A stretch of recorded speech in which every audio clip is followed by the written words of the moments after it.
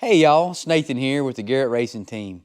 Welcome back to the race shop. We got a lot of work going on today. I'm actually going to pull the engine out of this race car. Got some stuff I need to get checked on it. Going to send it to my engine builder. If you're new to our channel, welcome aboard. This is the place you're going to find all kind of information on short track racing, maintaining race cars, setting them up, and even some classic car stuff that I'm working on and other high performance stuff. But the race car itself, we're actually, like I said today, we're going to pull the engine out.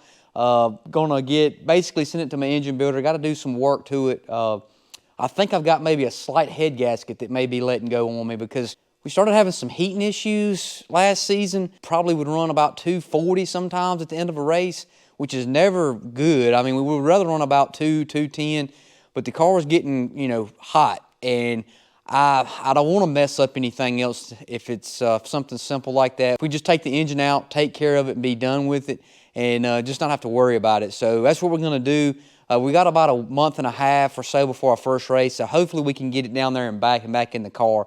The work that we've actually got to do today to get it out, I'm going to have to pull the carburetor off. I'm going to have to pull the exhaust headers off.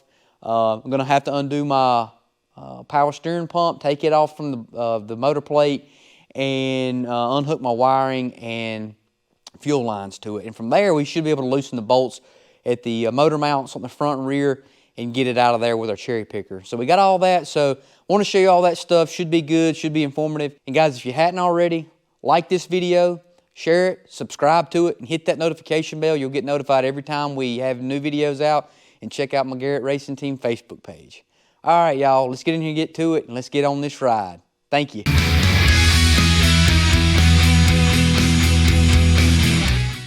All right, the first thing we got to do is actually just get the hood off, and then we can start pulling the air filter and carburetor off this thing. Nothing too crazy, but it just takes time to do all this stuff. So I wanted to kind of show you what all it takes to get all this done. It's, like I said, it's a pretty straightforward job. I just have to take the time and do it. And since it's just me out here, I try to be, as careful as I can, because this engine is not light by any means, and trying to manhandle it and get it out of here on your own can be a little bit challenging at times, but it's part of it. We can do it. We can get in here, get it done, and let's see, I'm going to take this back here and put it on our box. And I may even end up doing a time lapse too once we kind of get further down in here. But what I'm going to do now is I'm going to take the carburetor off, and then from there we can actually pull the headers off on each side. And I'm going to probably end up taking this off as well so we can get our cherry picker in here, we can get it out. So we're going to get in here and do that, and I'll show you the next steps after that, all right? All right, guys, I'm ready to take the carburetor off, got my tools and stuff ready. As you can see, I actually went ahead and took the nose of the car off. I removed the bumper on the front end. It just makes it a lot easier trying to get the cherry picker in here to pull this thing out.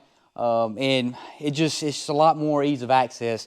Literally took me like 5 minutes to take it off. 4 bolts on the front to pull the horn off, the bumper, and then the nose were just some of these Zeus ties that you take off with a screwdriver. But got to pull the carburetor off. And one thing I did forget I got to do, I need to take the water lines off from the radiator.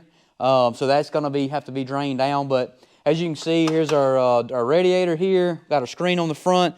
But to get the carburetor off, got to break the fuel line loose and get it separated from the car. It's a 7/8 wrench to do that. Then 4 bolts to hold the carburetor on. I think those are about a 1/2 inch. And then we've got 1 screw for our throttle linkage. That's about a 7/16. And also, I know I iterated on this before on some other projects that I've worked on. I've already disconnected all the electric on the main power keel here on the car. Always do this when you're working on your car, especially with anything that could use the electricity, especially with my alternator and my battery connections and all that's feeding the power to the engine. Always do that, because if not, it's hot. You could arc something when you're down there. And I actually had one time disconnecting the fuel line. I had some fuel drip out, and I arced off and started a small fire. Luckily, I was able to put it out real quick. Nothing real serious, but it taught me a valuable lesson, so always do that. So we're going to get here and get this carburetor out and move on to the next step, which would be draining the water.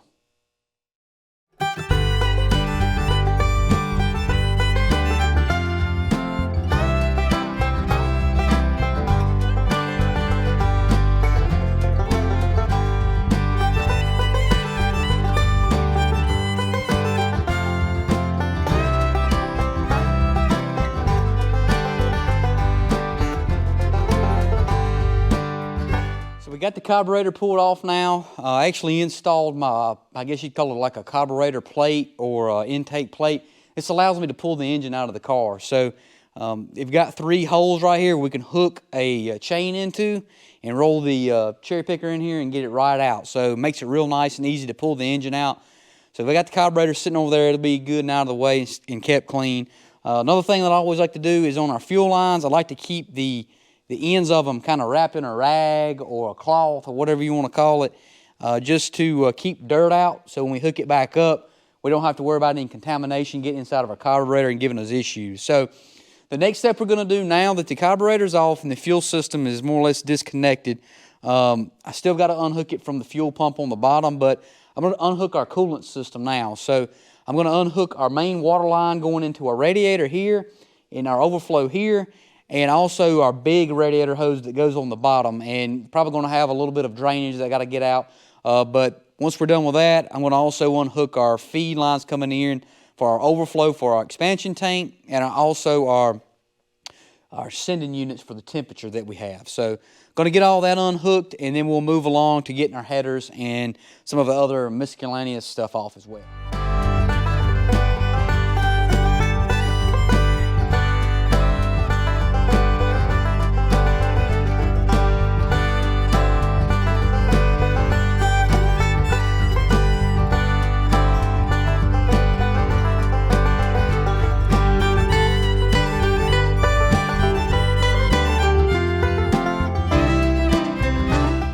Y'all, we've got all the coolant system unhooked. I don't know if you can hear it kind of trickling down there, but that's the remaining water kind of draining out of the system, getting all that down. I actually had a homemade bucket I had made to slide underneath the car since it's so low, even on the jack stands, to get underneath the car to help drain the water so it doesn't make so much of a mess, because if not, you'd have water all over the floor. And I've got a little bit right now, but got that off, letting it drain. As it drains, the next thing I'm going to do is I'm going to go ahead and pull the power steering pump off.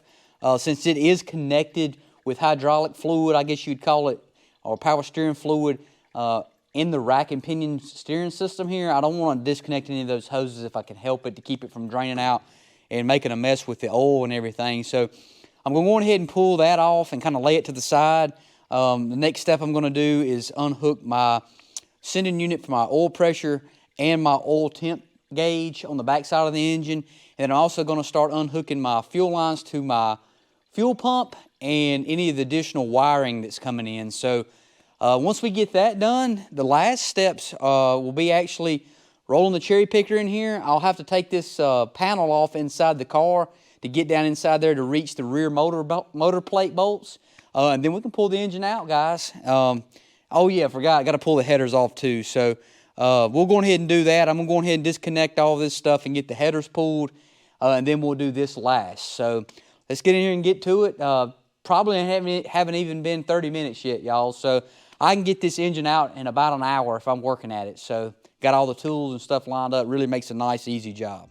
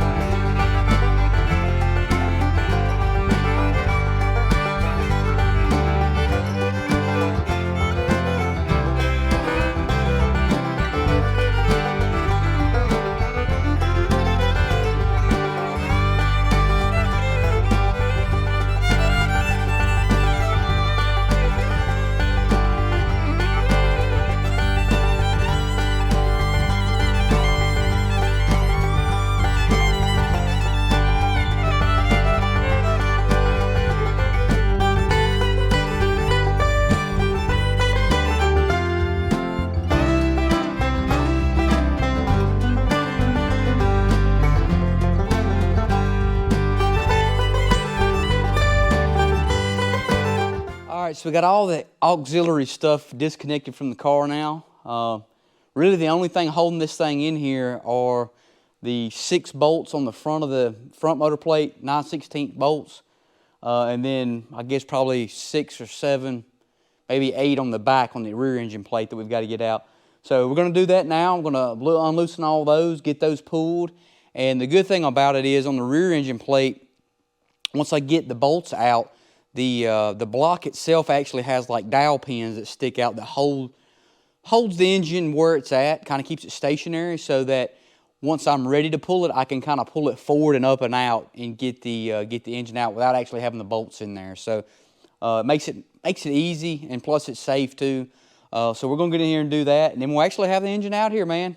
It's going to be good. Get it out, and then maybe first of next week get it loaded up on my truck and take it down to my engine builder. So let's get to it and get this job wrapped up. All right, y'all.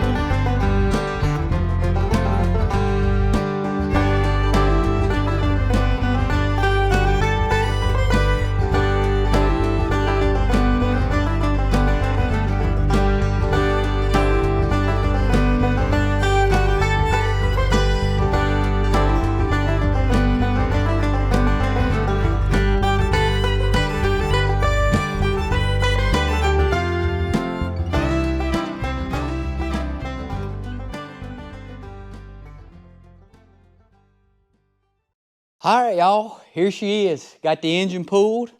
More or less left the front motor plate on here with all the water pump and alternator and all that stuff on there, because we're not really going to look at any of that stuff. Mainly, I guess he's going to pull the intake off and the heads and make sure we're looking good on our head gaskets and intake gaskets and that type of thing. But anyways, got it out. As you can see, the cherry picker, we used the little hook here on the chain, got it up and out with this plate on top of the intake. And just since we got it out, and I'm sure y'all are probably curious, I want to show you what it looks like without the engine in it inside the car.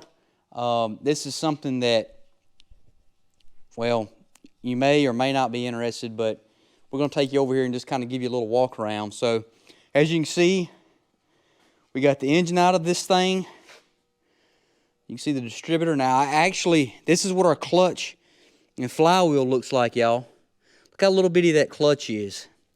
It's a 5 1/4 inch diameter clutch, real small thing. You can actually see on the inside where your transmission goes up in there. It's a 26 spline style input shaft from your transmission. I know y'all watched that video the other week where I did my transmission install, and some of this stuff is what I was talking about, and you can see in here I've got everything out. You see where the engine used to be. Look up in here, guys. You can see my bell housing. There's that throwout bearing I was talking about. You got your fluid lines coming in and out, your in and output, and then this throwout bearing actually slides in and out, and it comes in contact with the teeth, or you could say fingers on the end of that clutch in there. So if you see that little, they're like black little disc. So, guys, we got it out. She's done. You can see we're big old hole in here now. Nothing in there, but you know the job didn't take that long. It took me a little bit longer to do since I was filming it and everything. But if I was hustling, I could probably get it done and had all the tools. I could probably get it done in less than an hour. Probably took me a couple hours to do it, trying to film everything. But still, guys, nice, good job. We got it all done. She's ready to go down there. Going to take it down to my buddy Jeff Apple's engine rebuilding down in Gibsonville, and let him take a look at it and see what we're working with. There's a few other things I wanted to look at too while we're down there with this, and who knows, guys, while he's got it down there, we got an open spot in the car. We might find us a 602 to go racing with. So that's something else on the horizon and we're trying to do. But anyways, thank y'all for taking time to watch this video. I hope it was interesting. If you got any questions, because there's a lot going on with this deal, put it in the comment section. Let me know. If you haven't already, check us out on Facebook, Garrett Racing Team's Facebook page. Like and share that. And subscribe to our channel, y'all. Hit that notification bell. And that way you'll get notified anytime we have new videos. So until next time, y'all, be safe. Enjoy the ride. We'll do some more of this stuff for y'all and hopefully be hitting the track here in the next few weeks. Thank y'all.